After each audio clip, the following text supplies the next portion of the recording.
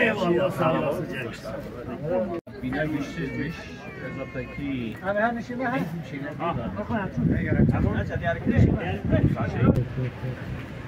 kıymetli Özap esnafımız, aziz halkımız, değerli basın mensupları, bugün burada Özalp'ımızın eğitim, sosyal ve ekonomik geleceğini birkaç akademisyenin konforuna feda etmemek için toplandık. Sesimizi duyurmak ve haklı davamızı kamuoyuna açıklamak adına buradayız. Sesimize ses olan yanımızda duran herkese teşekkür ediyoruz. Kıymetli hazırlar, bir okul devletimizin vatandaşlara uzattığı şefkat elidir. Kurulduğu yerin sosyal, ekonomik ve kültürel gelişimine ivme kazandıran bir lokomotiftir. Bir okul, bir toplumun yarınlarına umut, bir ilçenin şehirleşmesi yolunda attığı en güçlü adımdır.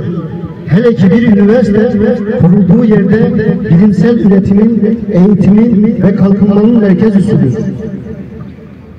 Malumunuz odur ki 30 yıldır ilçemize hizmet veren Özalp Meslek Yüksekokulu şaibeli bir rapora dayanarak Van Merkez Kampüsü'ne taşımak istenmektedir. Bu sadece basit bir bina taşıması değil, ilçemizin eğitim umutlarının ve kalkınma hedeflerinin elinden alınması anlamına gelmektedir. Biz bu nakle izin vermeyeceğiz.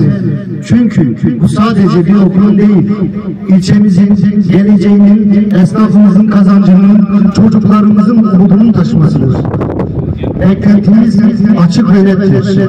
Yüksek okul yönetimi taşınma düşüncesinin yerine gerekli kamu kurumlarıyla işbirliği içinde okul binasının güçlendirilmesi ya da yeni bir okul binasının ilçemize inşa edilmesini sağlamalıdır.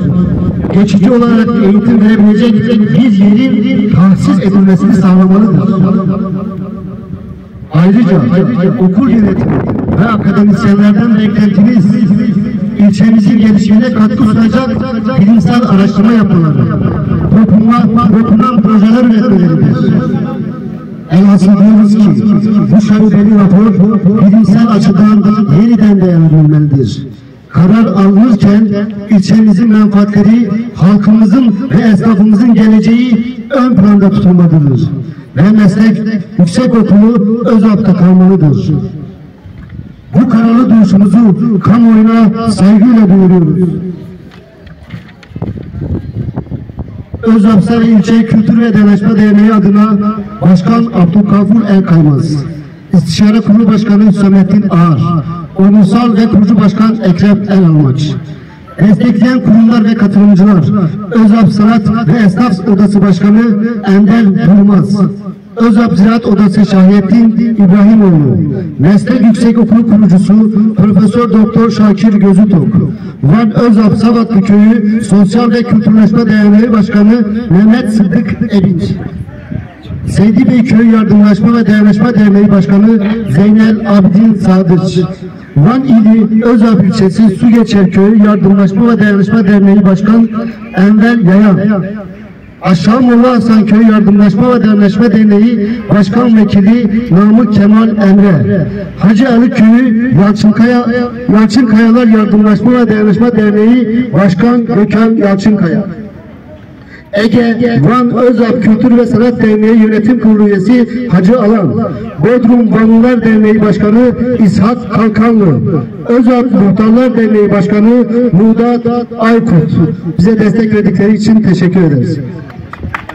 Üniversite bila rana savazarime bila uzatma gelişlemiş be bila zarime bila ortayda neminin em ortayda mana bila zarime neminin em cahil mana bila zarime cahil neminin az قربان وابن از قربان می برای به محموش بریم نه یکی و هنه یکی اون برانه و دست خداوش نه با دورا دست خداوش نه حقی یتیم زاری یتیم از قربان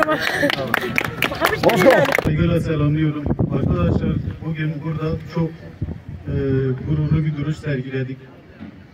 Katılımlarınızdan dolayı hepinize ayrı ayrı teşekkür ediyorum. Hepiniz hoş geldiniz, şeref verdiniz. Allah razı olsun. Sağ olun, var olun.